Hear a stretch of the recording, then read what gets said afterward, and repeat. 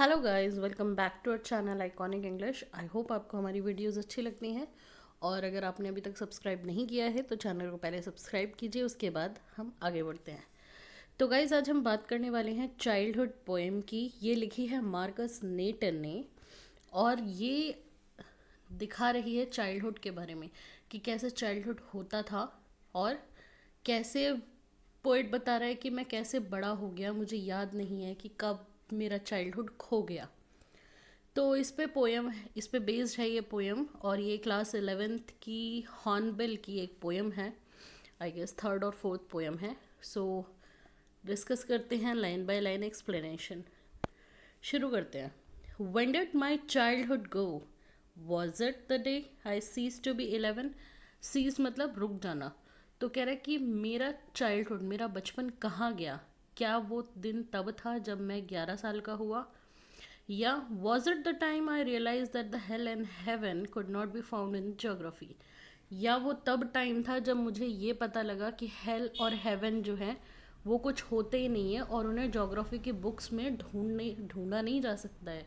Geography में Atlas होता है ना, उसमें हम लोकेशंस को मार्क करते हैं, ढूंढते हैं कि कौन सी जगह कहाँ पे है।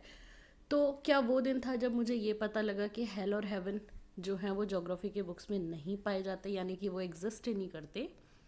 And therefore could not be, और हो भी नहीं सकते, मतलब बाद में कभी पाए भी नहीं जा सकते ज्योग्राफी के बुक्स में, या फिर एग्जिस्ट नहीं करते और आगे भी नहीं करेंगे। तो क्या वो दिन था? तो फर्स्ट पैराग्राफ यही है गाइज। यहाँ पे ये रैशनलाइज कर रहा है, पोयम जो को रैशनलाइज कर रहा है कि लोग कहते हैं हेल होता है, हेवन होता है, बट एक्चुअली में ये सब चीज़ें नहीं होती हैं। रीज़न किया जा रहा है, रियलिटी से रूबरू कराया जा रहा है। तो आपके एक्सरसाइजेस में भी ये क्वेश्चन है कि कौन से स्टैंजा पे कौन सा वो है, हाइपोक्रेसी, इंडिविजुअलिटी और रैशनलिज्म में से। तो ये वाला जो पैराग्राफ है ये रैशनलाइज करा जा रहा है यहाँ पे। Moving forward to the next paragraph. When did my childhood go? मेरा बचपन कब गया? क्या वो दिन था? Was it the time I realise that the adults were not all this seem to be? क्या वो दिन था जब मैंने ये रियलाइज़ किया, ये महसूस किया कि बड़े लोग जैसे दिखते हैं, जैसे बातें करते हैं, या जिस तरह के बनने की कोशिश करते हैं, वो एक्चुअली में वैसे नहीं होते। They talked of love and preached of love.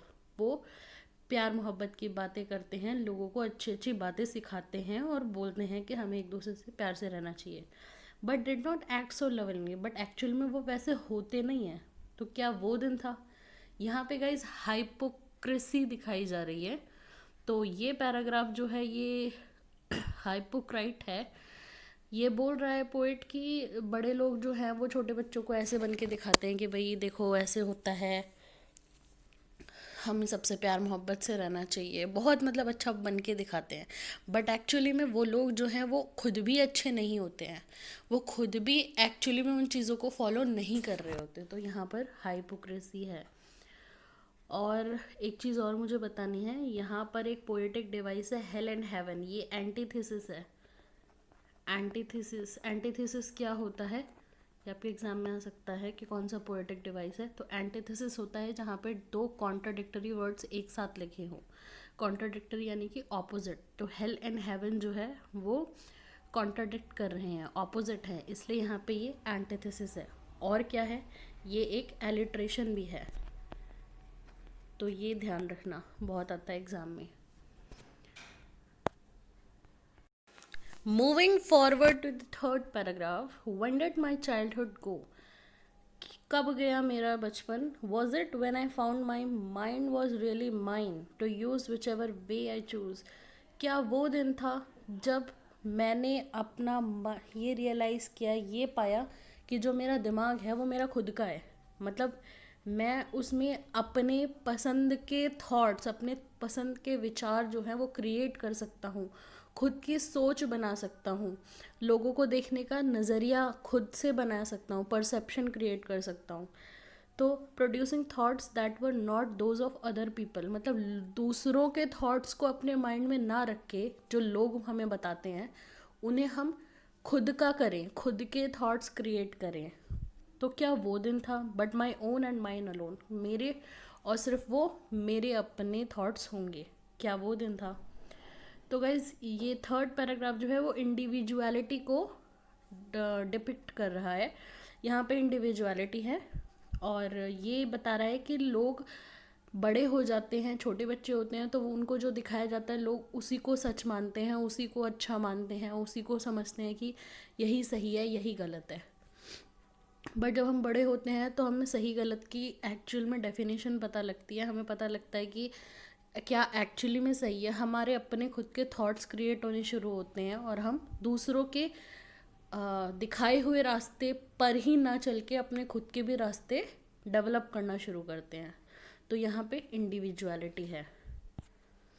इसके बाद लास्ट पैराग्राफ है, where did my childhood go, it went to some forgotten place that's hidden in an infant's face, that's all I know. अब यहाँ पे जो 3 paragraphs थे guys, इन तीनों paragraph में वो क्वेश्चन पूछ रहा था कि वो कब चला गया, क्या वो दिन था, कब चला गया वो दिन था। अब यहाँ पे वो आंसर दे रहा है। पहले वो ये पूछ रहा था कि कब गया, अब यहाँ कह रहा है कहाँ गया, और उसका वो खुद आंसर भी दे रहा है कि कहाँ गया। It went to some forgotten place, वो एक ऐसी कोई भूली हुई प्लेस पे चला गया है, या वो छुपा हुआ है किसी बच्चे के, मासूम से बच्चे के फेस पे। मुझे सिर्फ इतना ही पता है। तो ये थी गाइज पोयम। आई होप आपको समझ आई हो, लाइन बाय लाइन एक्सप्लेनेशन आपको समझ आया हो। पोइटिक डिवाइसेस इसमें ज़्यादा नहीं है, जो थे वो मैंने आपको बता दिए थे। और इनफैंट का मतलब यहाँ पर क्या होता है आपको पता ही है, एक न्यू बॉर्न बेबी को कहते हैं। इसके अलावा चाइल्डहुड जो है वो पूरी बचपन के ऊपर है कि कहाँ गया, कब गया, कैसे गया। 3 इसमें थ्योरीज बताई हुई हैं, रैशनलिज्म, इंडिविजुअलिटी और हाइपोक्रेसी। तो इन चीज़ों को आप ध्यान रखना, इन पे क्वेश्चंस बनते हैं। So thank you guys for watching this video. If you like this video, hit the like button, keep sharing, keep liking and keep spreading education.